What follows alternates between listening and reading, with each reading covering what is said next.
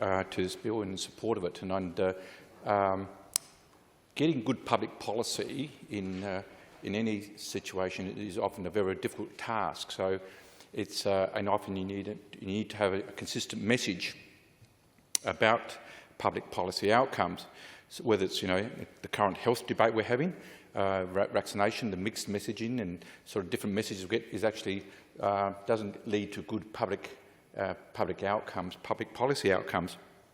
And the reason I raise this, Mr. Speaker, is that in the time when Labor was in government for 16 years, when we did an enormous amount of work in road safety areas, which the member for Elizabeth has outlined already, so I won't repeat what he said, what we had from now the government members was other messages.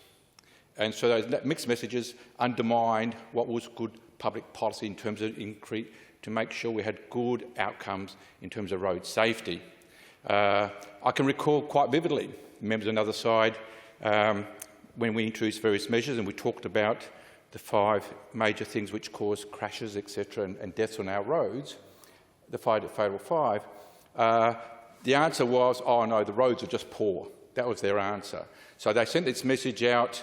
It's not about driver behaviour. It's not about a whole range of things. It was just the answer was the roads are poor.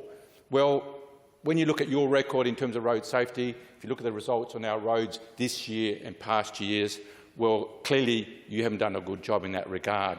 So, Mr. Speaker, it is so sad that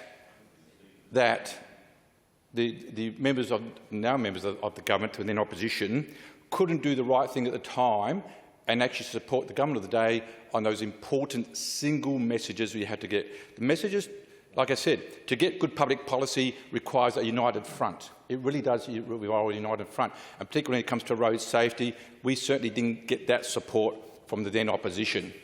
And at every opportunity, they would actually undermine the very important message. One of the most important messages, Mr. Speaker, is about speed.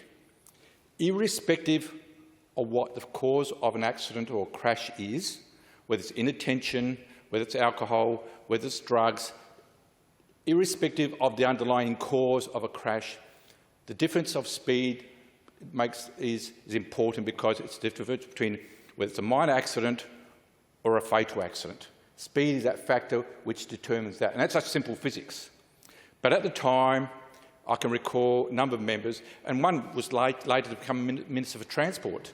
And I think, I hate to say it, I think also one is now the Minister for Road Safety, would always often undermine that message which we try to get across, that speed kills. And when you used to go on the road and talk to communities and why speed kills, you had to also not only deal with the perhaps misapprehension of the community, but you had the Liberal opposition at the time actually undermining that road safety message. Mr. Speaker, in contrast, we are supporting what the government's doing here because we see this as good policy. And that's why it's important, because we need to drive our road toll down. This year's road toll is just horrendous. And when you think about the number of people affected, apart from the people losing their lives, which is sad enough, the number of families affected by it, it just makes it even more damaging to our communities.